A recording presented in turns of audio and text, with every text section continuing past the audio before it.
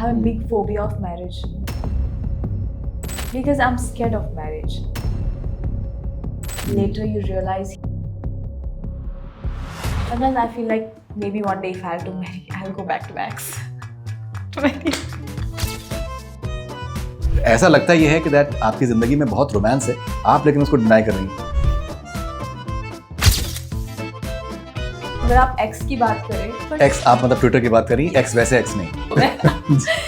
How important is it for you just pen down your thoughts? सटीक ख्यालात आते हैं दिमाग में। दुनियाई अल्फाज में बोलूँ तो एक ये क्या हो गया, कोई असर ही नहीं है मुझ पे। Hello, this is Farhana Bhatt and you are watching memorable conversations with Faridoon Shahryar.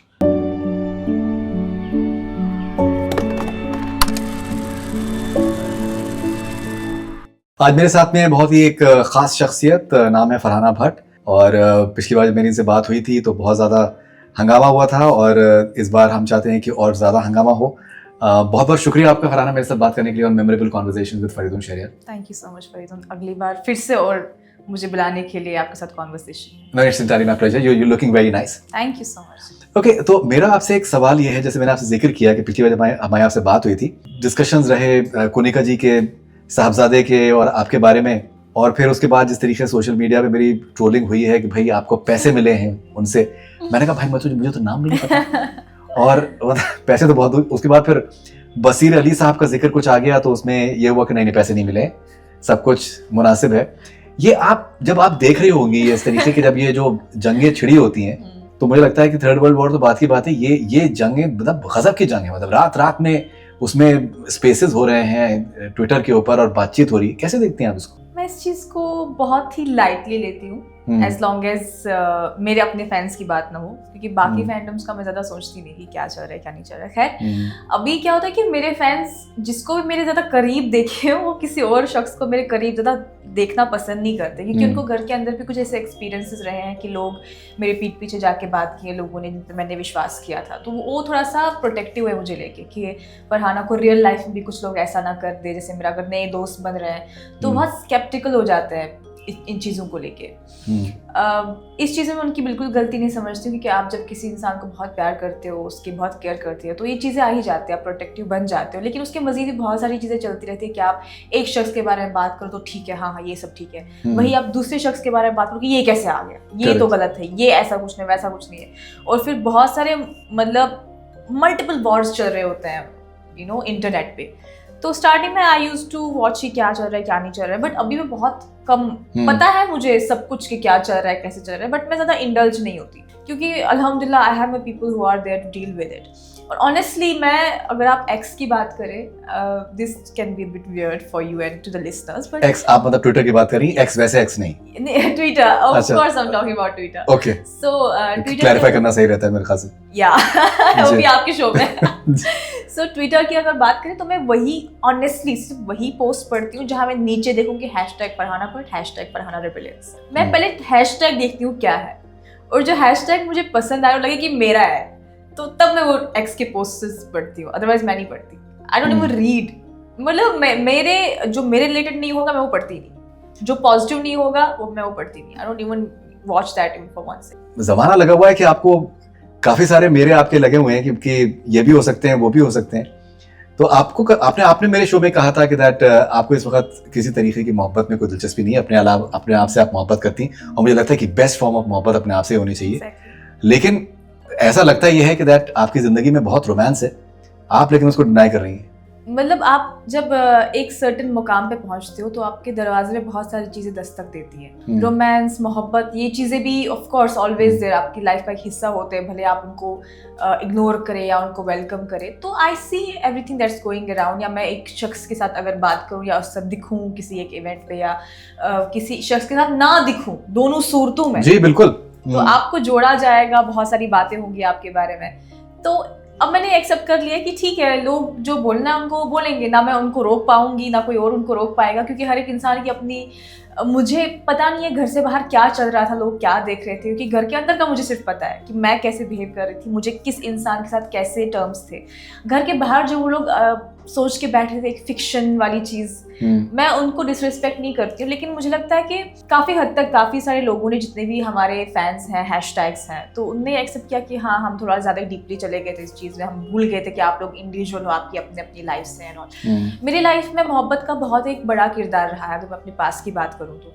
लेकिन मुझे लगता है ज़िंदगी के इस मुकाम पर मुझे अभी खुद पे ज़्यादा फोकस करने की ज़रूरत है, क्योंकि जो अभी मुझे ऊपर वाले ने नवाजा है, मैं नहीं चाहती वो किसी भी चीज़ की वजह से रायगा जाए।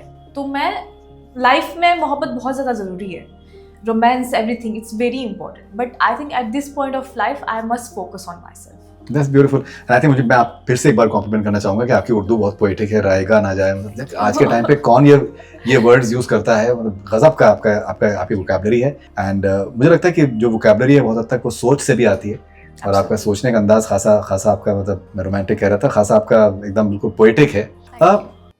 So one of the reasons that आप थोड़ा सा मोहब्बत करने से आप थोड़ा सा घबराती हैं, क्या उसका एक रीजन ये हो सकता है that you have seen the way? Actually I am very scared of marriage, I have a big phobia of marriage, I don't know if I will ever marry in my life.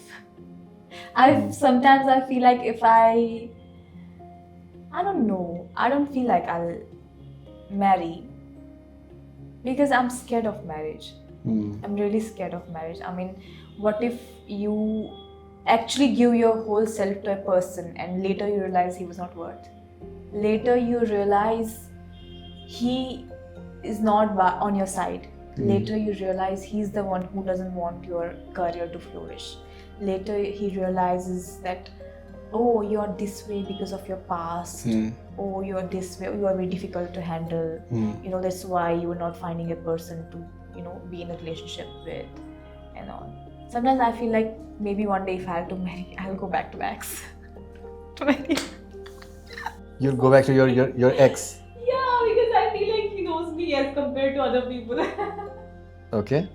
एक तस्वीर आती है social media पे, दो लोग बैठे हुए हैं, एक शख्स पियानो पे है, और तस्वीर में से आप समझ लीजिए कि पियानो की जो स्ट्रेन्स हैं वो सुनाई देते हैं। कौन सी तस्वीर थी? अब अमाल के साथ में आपकी पिक्चर आई थी, जब when he was playing the piano and you were just अच्छा, listening to it. yeah. This is when he invited me to his house, song सुनने के लिए।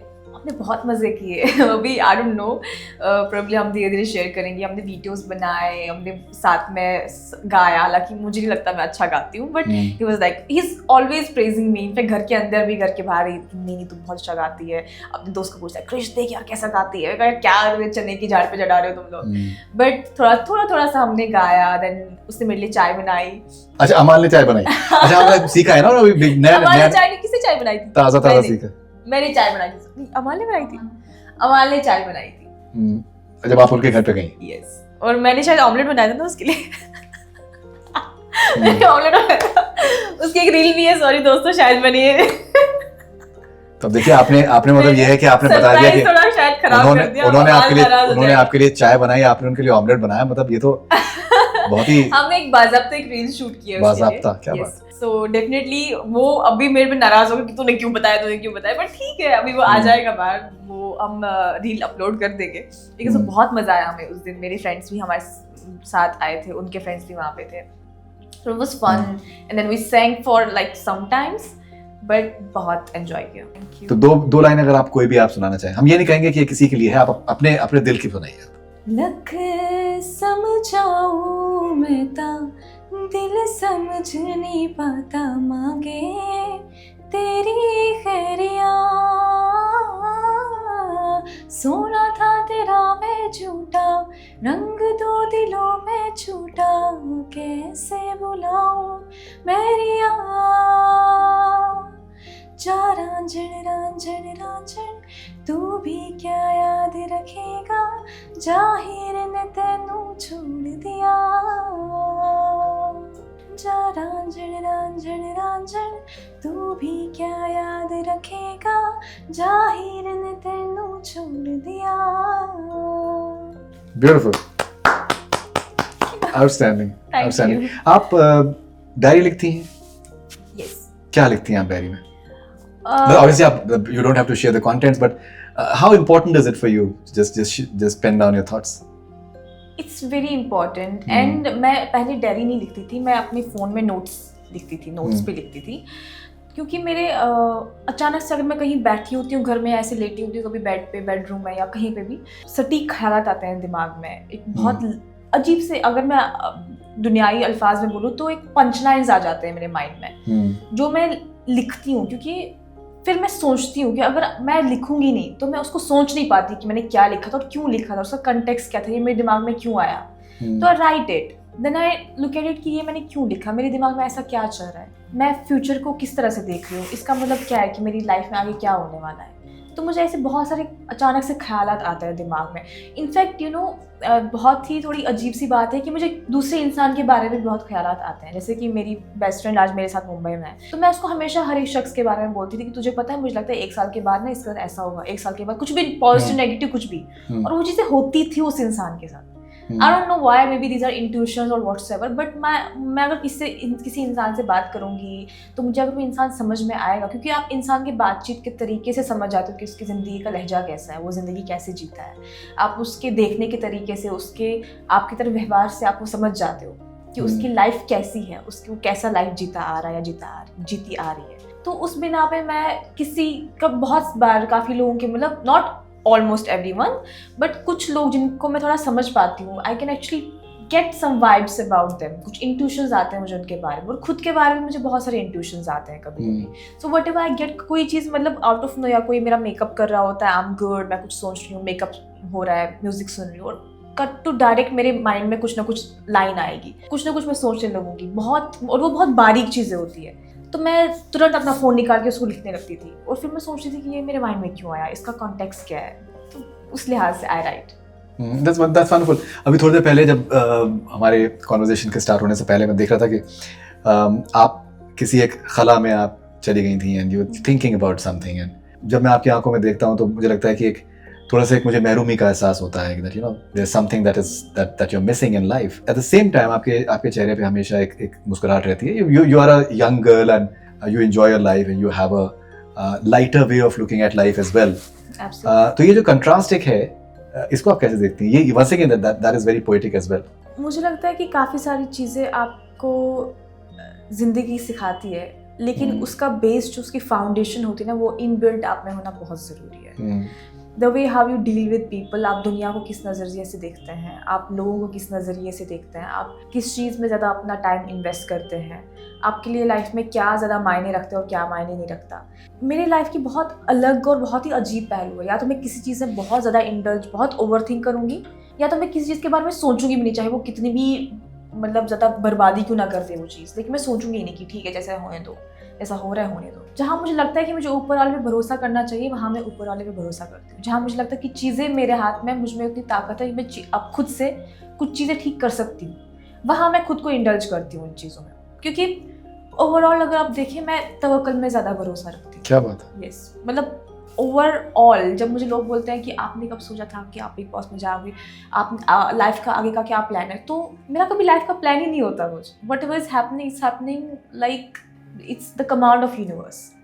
बहुत सारी चीज़ें मेरी लाइफ में ऐसी जो मैंने कभी सोची नहीं थी। आप सोचें कि 4 महीने पहले एक लड़की, जो एक नॉर्मल सी लड़की थी, मतलब ठीक है कश्मीर में काफ़ी लोग, एक छोटी जगह है वहाँ पे मशहूर होना कोई बड़ी बात नहीं है, काफ़ी लोग मुझे जानते थे मेरे काम के लिए, कि एक लड़की जिसने इतना काम किया है बॉलीवुड में, तो लाजमी है उस हिसाब से जानते थे वो मुझे।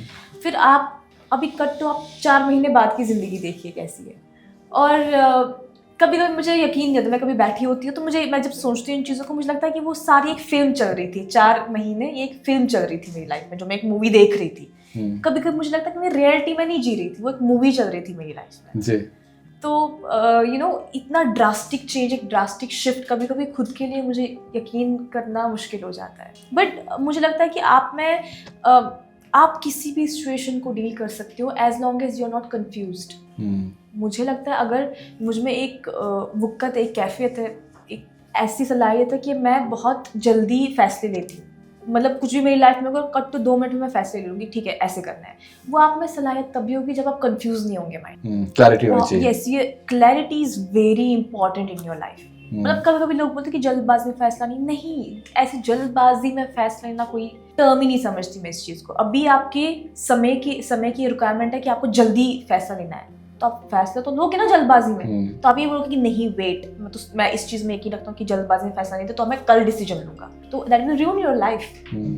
क्या ही होगा अगर आपका डिसीजन गलत होगा। मेरे कितने डिसीजन गलत हुए, 50 में से 50, मतलब 50 में से 25 गलत है, 100 में से 50 गलत है, ठीक है, फिर क्या हुआ, हम सीखेंगे, फिर उसी हिसाब से आगे लाइफ खत्म तो नहीं हो जाएगी ना, जिंदगी बंद तो नहीं हो जाएगी उसी वक्त। अगर आपके फैसले, अगर आप ये डर रखोगे ना कि आप अगर मैंने कर दिया और मेरा फैसला गलत निकला तो क्या होगा, आप फिर सोचते ही रह जाओगे। कर दो एक बार, मतलब यकीन कर लो ऊपर वाले पे और कर दो, वो फैसला ले लो, फिर देखो रास्ते कहाँ खुलते हैं आपके। That's wonderful. जो आप कह रही हैं बहुत कमाल की बात कह रही हैं, और उसमें जैसे रॉजर फेडरर की मैं एक रील देख रहा था, तो उसमें उन्होंने बोला कि that the great tennis player, कि दैट मैंने अपने करियर में करीबन 1150 मैचेस मैंने जीते हैं और 80% मेरा सक्सेस रेशियो है मैचेस जीतने का, जो मैंने मैचेस खेले हैं। लेकिन उन 80% मैचेस जो मैंने जीते हैं उसमें से मैंने सिर्फ 54% पॉइंट्स जीते थे। इसका मतलब यह है कि मैंने 46% पॉइंट्स उसमें मैं हारा हूँ। लेकिन मैं पॉइंट्स हारा उसके बारे में मैंने सोचा नहीं, हो गया, मतलब just move on to the next one. So what you're saying, I think it's something on the similar lines as well. Okay, now आप इतनी ज़हीन है तो मैं आपसे एक सवाल ये पूछना चाहूँगा कि that जो बिग बॉस का जो सारा एक जो क्रेज होता है वो बहुत हद तक एक तरीके का एक बबल भी होता है। जब वो एक उरूज पे है तो गज़ब का उरूज है, जो कि आप इस वक्त अभी आप एक्सपीरियंस कर रही हैं। लेकिन फिर ये है कि एक पॉइंट ऑफ टाइम के बाद में वो जो एक सारा का सारा अटेंशन है और सारा जो एक फेम है वो धीरे धीरे करके थोड़ा सा कम भी होने लगता है, unless and until you already have a plan B in place as to what you're going to do next. आपके लिए कितना जरूरी है इस चीज की एफिमरल नेचर जो इसका है, और द फैक्ट कि दैट जो चीज एक कोका कोला या पेप्सी की तरह होती है कि दैट बॉटल खुलने के बाद उस चीज का कितने आपको शिद्दत से एहसास है, and what is it that you are doing next so that आप इस कामयाबी को, इस पॉपुलैरिटी को अच्छे तरीके से सस्टेन करें कुछ अपने और काम से। See, when you talk about plan B, so honestly, I never had plan B in my life because my plan A's never failed. When we talk about कि आपका फ्यूचर क्या होगा, आप अपने फ्यूचर को कैसे देखती हैं, मुझे पता है अभी मैं, काफ़ी लोग मुझे पसंद करते हैं, अभी मशहूर हूँ मैं इस मुल्क में, लेकिन मैंने खुद को, अपने माइंड को अभी से प्रिपेयर रखा है कि कल को या तो मैं एक सटल उस लेवल पे आ जाऊँगी, अभी शायद मैं यहाँ हूँ, कल को शायद मैं यहाँ आ जाऊँगी, सटल तरीके से अपनी लाइफ जीऊँगी, maybe as a celebrity अच्छा काम करूँगी सटल तरीके से, मे बी इतनी हाइप नहीं होगी, या ऐसा हो सकता है कल को मैं इससे ज़्यादा और मशहूर हो जाऊँ। बिल्कुल, दोनों तरीके से मैंने अपने माइंड को अभी से प्रिपेयर करके रखा है कि कल को ऐसा ना हो कि मैं ये बोलूँगी ये क्या हो गया, मेरे फॉलोअर्स क्यों गिर गए, वो क्यों गया, और इन चीज़ों का बहुत कम गलत शब्द होगा, कोई असर ही नहीं है मुझ पर कि मेरे फॉलोअर्स जा रहे हैं या मेरी अब एंगेजमेंट कम हो रही है या अभी इतने लोग मुझे पसंद नहीं कर रहे हैं या कुछ भी कंट्रोवर्सी हो गई और लोग ऐसा सोच रहे हैं, लोग वैसा सोच रहे हैं, मैं इन चीज़ों पे ध्यान ही नहीं देती क्योंकि मुझे पता है जो होना होता है वो होके रहेगा। और अगर आपको बिग बॉस के दौरान एक झुंड है लोगों का जो आपको बहुत पसंद करते थे, आप पे जान निसार करते थे, और बिग बॉस से बाहर आने के बाद जब आपको उनको पता चलता है कुछ रियलिटी अलग है, जो हम समझते थे चीज़ें वैसी नहीं थी, रियलिटी कुछ परे है उनकी सोच से, तो फिर अगर वो उनका स्टांस बदलता है तो फिर वो मेरे लिए बेहतर है ना कि आप मुझे बिग बॉस से बहुत प्यार करते थे और जब मैं घर से बाहर आई और आपको पता चला कि मैं क्या चाहती, फरहाना भट्ट क्या चाहती, और आपने रुख मोड़ लिया, तो मेरे लिए अच्छा है क्योंकि मुझे ऐसे बनावटी प्यार या झूठा प्यार चाहिए नहीं ज़िंदगी में, चाहे वो किससे भी आ रहा हो, मेरे अपनों से या किसी ऐसे शख्स से जिसको मैं जानती नहीं। मैं अभी लोगों से मिलती हूँ, जैसे कभी मैं सलोन जाऊँ तो वहाँ पे लोगों से मिलती हूँ, कहीं भी मुझे मेरे फैन से मिलती हूँ मैं, तो मुझे वीडियोज़ दिखाते हैं कि जब अपने ट्रॉफी नहीं मिली आपको तो हमने रोया एंड ऑल दैट। उनका हक है मुझसे मिलना, मुझसे बात करना, क्यों नहीं, लेकिन ये वही लोग हैं ना जिनका अभी भी प्यार बरकरार है, तो उनके लिए क्यों नहीं मैं मिलूँ उनसे, मैं उन पर अपनी जान निसार क्यों नहीं करूँ। हालांकि वैसे लोग जो कल को बोलेंगे अरे हमने तो ये सोचा था, ये तो ऐसा था, लेकिन अब ऐसा क्यों निकला, अब हम चाहते कि ये लाइफ ऐसे जिए आगे, लेकिन ये ऐसा क्यों कर रही है, तो आपकी कंडीशन थे ना, और कंडीशनल प्यार मुझे ना कभी ज़िंदगी में चाहिए तो ना चाहिए होगा। तो वैसे लोग अगर आपकी लाइफ में दूर रहते तो ठीक है, मेरे लिए बेहतर है। कैसा प्यार चाहिए आपको? अनकंडीशनल, क्योंकि मेरे साथ प्यार करना बहुत ही मुश्किल है। ऐसा क्यों है? बहुत, मुझे समझना बहुत मुश्किल है। मेरी लाइफ में कोई एक इंसान ऐसा नहीं है जिसके साथ मेरी बाउंड्रीज नहीं है। कोई एक मतलब मेरी माँ को छोड़, क्योंकि माँ के साथ तो कोई बाउंड्री होती है किसी की। मेरे दोस्त यार दोस्त मेरे जितने भी हैं, मेरे पास में जितने भी खास रिश्ते रहे हैं, मतलब एक ही रिश्ता रहा है बहुत खास रहा है, तो मेरे हमेशा बाउंड्री रह चुकी है क्योंकि मैं खुद को जानती हूँ। मुझे वक्त पे हैंडल करना बहुत मुश्किल है, बहुत ज़्यादा मुश्किल है, और उसके लिए बहुत मतलब एक वाजिब चीज़ ये है कि आपको पता होनी चाहिए कि मैं क्या सोच रही हूँ, मुझे क्या चाहिए, मैं आपसे क्या एक्सपेक्टेशंस रख रही हूँ। क्योंकि मुझ में एक प्रॉब्लम ये है कि मैं एक्सप्लेन नहीं करती खुद को। मैं एंड जहाँ मुझे लगा कि ये चीज़ मेरे लिए सही नहीं है, मैं I cut it of their on. भले ही फिर मैं अभी खुद में मुझे तकलीफ हो या मुझे पता है वो सामने वाला बहुत तकलीफ में जा रहा है, बट मैं ख़त्म कर दूँगी रिश्ता, चाहे मुझे उसके बाद कितना भी खुद उस चीज़ से गुजरना पड़े, चाहे मैं कितना खुद स्ट्रगल करूँ उस चीज़ से, मुझ पे कितनी भी लाइफ मतलब फीलिंग्स बर्बाद हो जाए या कुछ भी हो जाए, मैं उस चीज़ को होने देती हूँ कि ठीक है जो हो रहा है होने दो, लेकिन मुझे नहीं चाहिए। क्योंकि अगर आप मुझे समझ नहीं पाते हो, अगर मुझे हमेशा बोलना है कि यार मैं ऐसा नहीं सोच रही थी, ऐसा सोच रही थी, या आपकी प्रायोरिटी मैं नहीं हूँ किसी भी तरीके से, या आप जैसा खुद के बारे में सोचते हैं वैसा मेरे बारे में नहीं सोचते, या किसी भी तरह से आप मेरे करियर को प्रायोरिटाइज नहीं कर रहे हो, कुछ भी कोई भी रीज़न हो, छोटी से छोटी, शायद ऐसा भी रीज़न हो सकता है जो मैंने अभी तक सोचा ही नहीं है कि ये भी रीज़न होगा कभी कि मैं किससे दूर हो जाऊँ। कोई भी रीज़न हो, क्योंकि मेरी पर्सनैलिटी बहुत अनप्रिडिक्टेबल है, मैं कभी खुद को खुद नहीं समझ पाती, और उस निज़ाम में किसी ऐसे शख्स की तलाश होना जो मुझे समझे, पता नहीं कभी इस यूनिवर्स में होगा या नहीं होगा, इस ज़िंदगी में होगा भी या नहीं होगा। अरे बहुत मतलब बहुत कुछ तो नहीं कह रहा हूँ, लेकिन इन द सेंस कि डेफिनेटली होगा, इंशाल्लाह होगा। और क्या हम जैसे लोगों का थोड़ा सा मसला ये भी रहता है कि हमारी शक्ल और सूरत पे लोग ज़रा जाते हैं, दिल पे नहीं जाते। वो एक बहुत बड़ी प्रॉब्लम रही है मेरी लाइफ में। तो लेकिन अच्छी शक्ल होना ये कोई बुराई तो नहीं है इसमें? बुराई तो नहीं है, लेकिन फिर सामने वाला आपके दिल को नहीं समझ पाता। मुझे एक ऐसा शख्स नहीं चाहिए जो मुझे फ्लॉन्ट करे पूरी दुनिया भर में जस्ट बिकॉज मैं थोड़ी सी अच्छी हूँ दिखने में। थोड़ी भी बहुत अच्छी है माशाल्लाह। Thank you.